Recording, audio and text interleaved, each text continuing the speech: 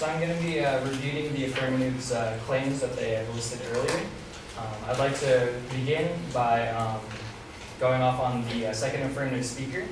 I'd like to point out that there's no new evidence given by the affirmative regarding the information on breast cancer.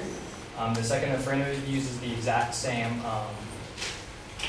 source and evidence in order to further his claim.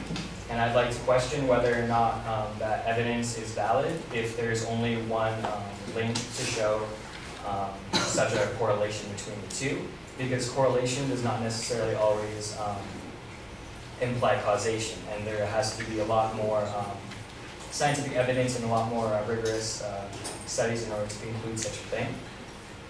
I'd like to go off on a second point, talking about the first affirmative's claim that banning abortions have failed to aid women.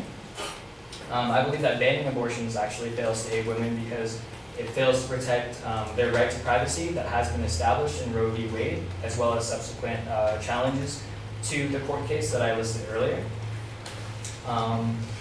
In addition, I believe that abortion does actually aid women because it gives them the ability to make choices that have to do with their health, their body, regardless of the motivation that they have.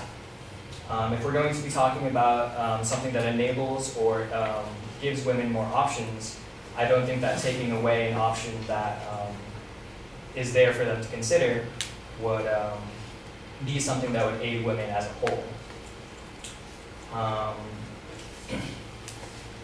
Once again, to go off on another point, like I said, the right to life for an unborn, unliving fetus that cannot feel pain, furthermore, in my opinion, should not infringe upon the right to life of the woman, both if the health or life of the woman is in danger, as well as that unborn right to life should not infringe upon the woman's right to decide privately what she thinks is best for her body at any given moment.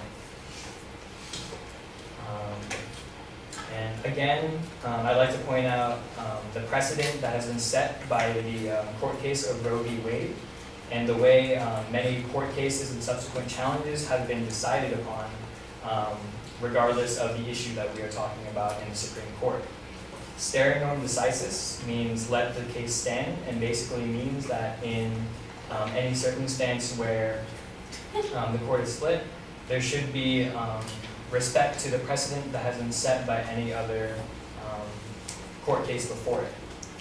With such a landmark case such as Roe v. Wade, where the courts did affirm, again, that that banning abortions does infringe upon the woman's right to privacy in seeking an abortion, I do think that it is necessary to consider that when looking at the affirmative's plan to ban all abortions,